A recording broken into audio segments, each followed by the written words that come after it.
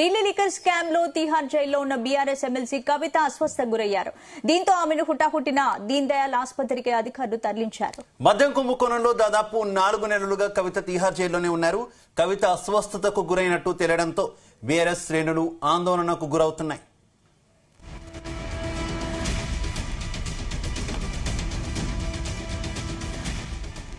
ఇదే అంశానికి సంబంధించి పూర్తి అప్డేట్స్ మా ప్రతినిధి రవితేజ అందిస్తారు. రవితేజ, తిహార్ జైల్లో కవిత 4 నెలల నుంచి ఉన్నారు. ఇప్పుడు అస్వస్థకు గురైనట్టు తెలుస్తోంది. ప్రస్తుతం తన సిచ్యువేషన్ ఏంటి, ఎక్కడున్నారు?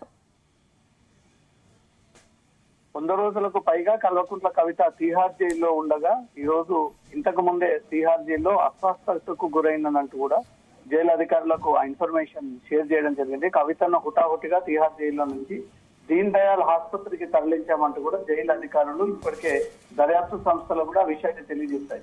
100 రోజులకు పైగా తను తిహార్ జైల్లో ఉంటుంది. పడరానటువంటి ఫుడ్తో కొంత కొత్త వాతావరణం, ఇన్ని రోజుల పాటు బెయిల్ కోసం ఎదురు చూడగా ప్రతిసారి ఈ బెయిల్ ని నిరాకరించుకుంటూ వస్తూ ఉంది. కాబట్టి కొంత ఆలోచన ఒత్తిడికి లోనై ఈ అస్వస్థతకు గురైందా, లేదా జైల్లో ఏవైనా ఆహారం విషయంలో కానీ అటు వాతావరణంలో ఏదైనా మార్పు కానీ సరిగా తన ఒంటికి పడకపోవడం కారణంతో ఈ అస్వస్థతకు గురైందా లేదా అంతా కూడా ఇంకా క్లారిటీ రావాల్సింది. తిహార్ జైల్లో ఉన్నటువంటి కవితను జైలు అధికారులు ఇమీడియట్ గా ఆసుపత్రి సిబ్బందికి ఇన్ఫర్మేషన్ ఇవ్వడంతో ఒక ప్రత్యేక వాహనంలో కవితను తిహార్ జైలు నుంచి దీన్ దయాళ్ ఆసుపత్రికి తరలించినట్టుగా తెలుస్తుంది. ప్రస్తుతం వైద్యుల బృందం కవితని పర్యవేక్షిస్తా ఉన్నారు. బీపీ, షుగర్ లెవెల్స్ అన్నిటి కూడా చెక్ చేస్తా ఉన్నారు. ఫుడ్ పడకపోవడంతో ఈ అస్వస్థతకు గురైందా, గతంలో ఏదైనా జైలు అధికారులకు తనకు హెల్త్ కండిషన్ బాగాలేదు, ఆసుపత్రిలో చేరాలి, ట్రీట్మెంట్ ఇప్పింది అంటూ కూడా అధికారుల దృష్టికి ఏదైనా పట్టించుకోకపోవడంతో పూర్తిగా కవిత సోమశిల్లి కింద పడిపోయింది అనేది కూడా ఇన్ఫర్మేషన్ అందుతా ఉంది. ఇప్పుడు ప్రస్తుతం ఆరోగ్య పరిస్థితి ఎలా ఉందనే దానిపై కూడా ఇటు దీన్ దయాళ్ ఆసుపత్రి సిబ్బంది జైలు అధికారులకు ఇన్ఫర్మేషన్ ఇస్తే తర్వాత దర్యాప్తు సంస్థలు కూడా కవిత ఆరోగ్య పరిస్థితికి సంబంధించినటువంటి ఒక హెల్త్ బులెటిన్ కూడా రిలీజ్ చేసేటువంటి ఆలోచనలో ఉన్నట్టుగా తెలుస్తుంది.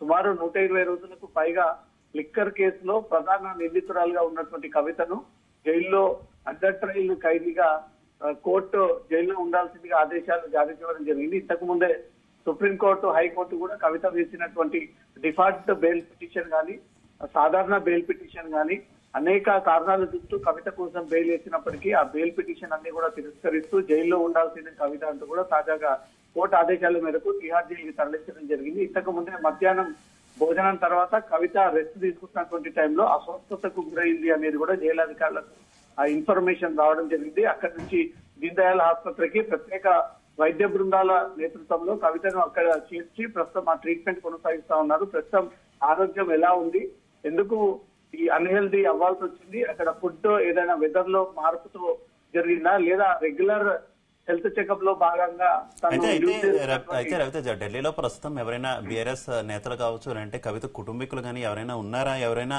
ఈ విషయం తెలిసి హాస్పిటల్కి వెళ్ళిన సిచ్యువేషన్ ఉందా?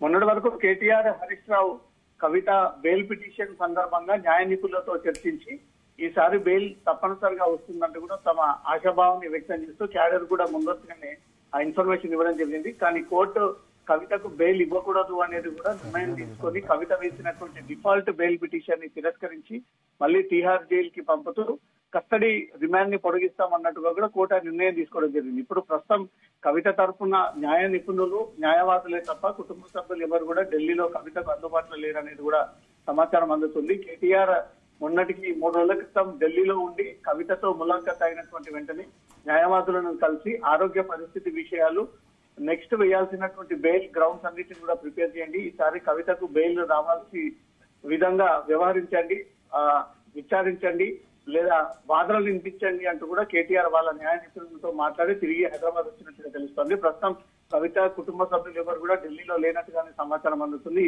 ఈ విషయం తెలిసినటువంటి వెంటనే ఇక్కడ ఉన్నటువంటి బీఆర్ఎస్ క్యాడరు, కవిత కుటుంబ సభ్యులు, కవిత అనుచరులందరూ కూడా రేపు ఢిల్లీకి చేరుకొని తన ఆరోగ్య పరిస్థితి విషయానికి సంబంధించి కూడా వారు నేరుగా వెళ్లి కవితను కలిసే.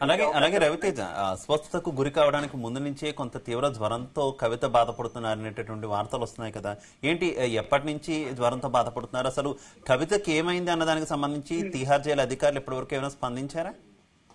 సాధారణంగా వాతావరణంలో మార్పులు చెందినప్పుడు ఒంట్లో ఈ దగ్గు, జ్వరం, ఫీవరిష్ లాంటి సిమ్టమ్స్ ఎక్కువగా కనబడుతూ ఉంటాయి కాబట్టి అది సాధారణంగా అండర్ ట్రయల్ ఖైదీలైనా జీవితకాలం జైలు శిక్ష పడ్డటువంటి ఖైదీలకైనా ఇట్లాంటివి మార్పులు చెందినప్పుడు జైలు అధికారులు దాని సాధారణ ట్రీట్మెంట్ కిందకైనా తీసుకొని రెగ్యులర్ వీళ్ళు టాబ్లెట్స్ ఇవ్వడము లేదా జైల్లో ఉన్నటువంటి వైద్య అధికారులకు ఆ ఇన్ఫర్మేషన్ షేర్ చేయడము, వైద్య అధికారులే జైలు బ్యారెక్ లోకి చేరుకొని వాళ్ళ హెల్త్ కండిషన్ తెలుసుకొని వాళ్ళకి కావాల్సినటువంటి ఫెసిలిటీస్ ఆ ట్రీట్మెంట్ ఇవ్వడం జరుగుతూ ఉంది.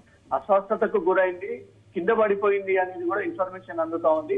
అంటే ఫుడ్ సరిగ్గా లేకపోవడం చోట, తన హెల్త్ కండిషన్ సహకరించకపోవడం చోట, అక్కడ ఉన్నటువంటి వాతావరణంలో ఇప్పటి వరకు లగ్జరియస్ లైఫ్ బతికినటువంటి కవిత ఒక మాజీ ముఖ్యమంత్రి కూతురు, గతంలో ఎమ్మెల్సీగా పనిచేసింది, గతంలో ఎంపీగా పనిచేసింది, జాగృతి పేరుతో ఒక వ్యవస్థని స్టార్ట్ చేసి దానికి ప్రెసిడెంట్ గా వ్యవహరిస్తా ఉంది. అనేక విదేశాల్లో కూడా తను ఈ ఈవెంట్లకు అటెండ్ అయినప్పుడు కూడా ఎంతో స్వేచ్ఛగా తిరిగేటువంటి ఒక మహిళను తీసుకొచ్చి 100-120 రోజుల పాటు ఒకే చోట బంధించడము, తనను నిరాశకు గురవ్వడము, ఎప్పుడు ఈ విచారణ జరిగినప్పుడల్లా కవితకు బెయిల్ వస్తుంది, త్వరలో బయటికి రాబోతా ఉన్నానంటూ కూడా ఆశ వ్యక్తం చేస్తున్నటువంటి టైంలోనే తనకు నిరాశ ఎదురవడంపై మాత్రం కొంత మానసికంగా కృంగి ఇబ్బందికి గురవుతుంది అనేది కూడా తాత్కాలికంగా వాళ్ళ న్యాయవాదులకు సమాచారాన్ని కూడా ఇవ్వడం జరిగింది. ఇప్పుడు అస్వస్థతకు గురైనటువంటి అంశం తనకు ఫుడ్ సరిగ్గా పడకపోవడమా, ఫుడ్ పాయిజన్ అవ్వడమా, వాతావరణం అనుకూలించకపోవడంలా గత 3-4 రోజులుగా దేశవ్యాప్తంగా వర్షపాతం ఎక్కువగా నమోదవుతా ఉంది. దాని కారణంగా ఏదైనా శివదీసి ఉండడము, ఫుడ్ తినకని కారణంగా కొంత అన్కాన్షియస్ అయి కింద పడిపోయింది అనే దానిపై కూడా దీనిపైన రిపోర్ట్ ఇవ్వాల్సి ఉంటుంది. ఇప్పటికైతే తన ఆరోగ్యం నిలకడగానే ఉంది. 2 రోజుల పాటు ఆసుపత్రిలో ఉంటే హెల్త్ సెట్ అయిపోయినటువంటి వెంటనే మళ్ళీ తిరిగి కవితను తిహార్ జైలుకి తరలించాల్సి ఉంటుంది అనేది కూడా ఆ విషయానికి జైలు అధికారులకు సమాచారం ఇచ్చారు. కుటుంబ సభ్యులకు ఆ ఇన్ఫర్మేషన్ చేరినటువంటి వెంటనే అందుబాటులో ఉన్నటువంటి కుటుంబ సభ్యులు ఢిల్లీకి బయలుదేరేటువంటి ప్రయత్నాలు జరుపుతా ఉన్నారు. రవితేజ, అంటే తనకు కొంత బీపీ కూడా డౌన్ అయిందనే టాక్ కూడా వినిపిస్తోంది. ఏంటి ప్రస్తుతం తనకి హాస్పిటల్లో ట్రీట్మెంట్ అందిస్తున్నారా? పూర్తిగా కోలుకునే వరకు హాస్పిటల్లో ఉండే అవకాశం ఉందా? మరోవైపు కేసుకు సంబంధించి కూడా ఏంటి, అంటే కవిత కేసుకి బెయిల్ వచ్చే అవకాశాలు ఎంతవరకు ఉన్నాయి, ఎప్పుడు వస్తుంది? ప్రతిసారి తనని కోర్టు ముందు ప్రొడ్యూస్ చేసిన తర్వాత ఆరోగ్యపరమైనటువంటి స్టేటస్ ఎప్పటికప్పుడు కోర్టుకు తెలియజేయాల్సి ఉంటుంది. ఎందుకంటే జైల్లో ఏదైనా స్ట్రెస్ కి గురవుతా ఉందా, ఏదైనా టార్చర్ చేస్తా ఉన్నారా, లేదా ఆరోగ్యం క్షీణిస్తా ఉందా అనే దానిపై కూడా కోర్టులో ప్రొడ్యూస్ చేసే ముందు ప్రతిసారి హెల్త్ కండిషన్ చెక్ చేయాల్సి ఉంటుంది. అది పోలీసుల బాధ్యత, జైలు అధికారుల బాధ్యత. కవిత కేసు ఎప్పుడు విచారణకు వచ్చినా కూడా ముందస్తుగానే దర్యాప్తు సంస్థ బృందాలు తన మెడికల్ చెకప్ చేయించి ఆరోగ్యం నిలకడగానే ఉందన్నప్పుడుగానే తీసుకొచ్చి జైల్లో ప్రొడ్యూస్ చేసి తన వైపుగా వాదనలు వినేంత వరకు కూడా, వాదనలు విన్న తర్వాత కూడా జైలు బ్యారెక్ లోకి వెళ్ళేటప్పుడు కూడా మళ్ళీ హెల్త్ కండిషన్ చెక్ చేసి లోపలికి పంపిస్తా ఉన్నారు. గతంలో హై బీపీ పెరిగింది, తను మాట్లాడలేకపోతా ఉంది అంటూ కూడా గతంలో కోర్టు దృష్టికి కవిత న్యాయవాదులు తీసుకొచ్చినప్పటికీ కొంత రెస్ట్ తీసుకున్న తర్వాత కవిత సెట్ అయిపోయిన తర్వాత కోర్టులో ప్రొడ్యూస్ చేయడం జరిగింది. ఇప్పుడు అస్వస్థతకు గురైంది అంటే అనేక కారణాలు జైలు అధికారులకు కవిత ఇన్ఫర్మేషన్ ఇచ్చింది. వాతావరణంలో కొన్ని మార్పులు, ఒకే ప్లేస్ లో అడ్జస్ట్ అయి ఉండకపోవడము, 120 రోజులకు పైగా ఒక మహిళ జైల్లో ఉండడము, కుటుంబ సభ్యులకు దూరంగా ఉండడము, పిల్లల్ని తలుచుకొని కృషించిపోవడము, తన మనోవేదనకు గురి చేయడము, అటు న్యాయవాదులు ఎన్ని ప్రయత్నాలు చేసినా తనకు బెయిల్ రాకపోవడము, ఇటు కుటుంబ సభ్యులు కూడా ఏదో పెద్ద నేరస్తురాలిగా తనను జైల్లో పెట్టి తన కుటుంబ సభ్యులతో కూడా ములాఖాత్ ఇవ్వకుండా తన భర్తతో గాని, తన తండ్రితో గాని, న్యాయవాదులతో గాని, కుటుంబ సభ్యులతో గాని, సో ఇవన్నీ కూడా తన మైండ్ లో పెట్టుకుని అధికంగా ఆలోచించడం కారణంగా టైంకి ఫుడ్ తినకపోవడంతో కవితకు వరుసగా ఈ రకమైనటువంటి మార్పులు చెందుతా ఉంది. బీపీ హై అవ్వడము, లో అవ్వడము, అస్వస్థతకు గురవ్వడము, ఫుడ్ సరిగ్గా తీసుకోకపోవడము, తినే ఫుడ్ తన ఒంటికి పడకపోవడము.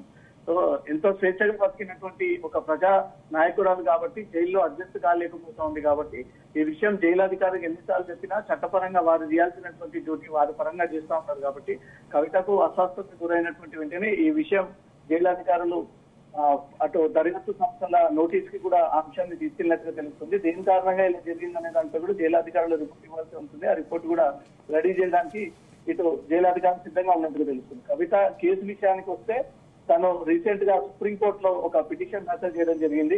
తన lower court, Rouse revenue court ఇప్పటి వరకు ఎలాంటి దర్యాప్తులో కీలకమైనటువంటి ఆధారాలు సేకరించలేకపోయారు. కేవలం నిందితులు ఇచ్చినటువంటి ఆధారాలను బేస్ చేసుకుని నన్ను నిందితుల కిందికి పరిగణించి ఇన్ని రోజుల పాటు అండర్ ట్రయల్ ఖైదీగా నన్ను జైల్లో పెట్టి హింసిస్తా ఉన్నారు, వేధిస్తా ఉన్నారు. ఎలాంటి ఆధారాలు లేవు, మహిళా హక్కులని కాలరాస్తా ఉన్నారంటూ కూడా అనేక సాకులు కారణాలు చూపించి బెయిల్ పొందేటువంటి ప్రయత్నాలు చేసినప్పటికీ కోర్టు అవిటిని కూడా పరిగణలోకి తీసుకోకుండా దర్యాప్తు సంస్థలు వాదించినటువంటి వాదనలే ఏకీభవిస్తూ పాటిస్తున్నటువంటి స్టేట్మెంట్స్ పరిగణలోకి తీసుకొని కవిత బెయిల్ పిటిషన్ ని డిఫాల్ట్ బెయిల్ పిటిషన్ ఎప్పటికప్పుడు తిరస్కరిస్తూ వస్తా ఉన్నారు. ఇప్పుడు తాజాగా మళ్ళీ బెయిల్ పిటిషన్ దాఖలు చేయడం జరిగింది. అది విచారణ డేట్ కోర్టు వాయిదా వేయడం జరిగింది. అప్పటికైనా కవితకు బెయిల్ వస్తుందా లేదా మళ్ళీ తిరిగి 14 రోజులు రిమాండ్ విధించి తీహార్ జైలుకే పంపిస్తారనే దానిపై మాత్రం విచారణలో ఒక క్లారిటీ చేసేటువంటి అవకాశం ఉంది.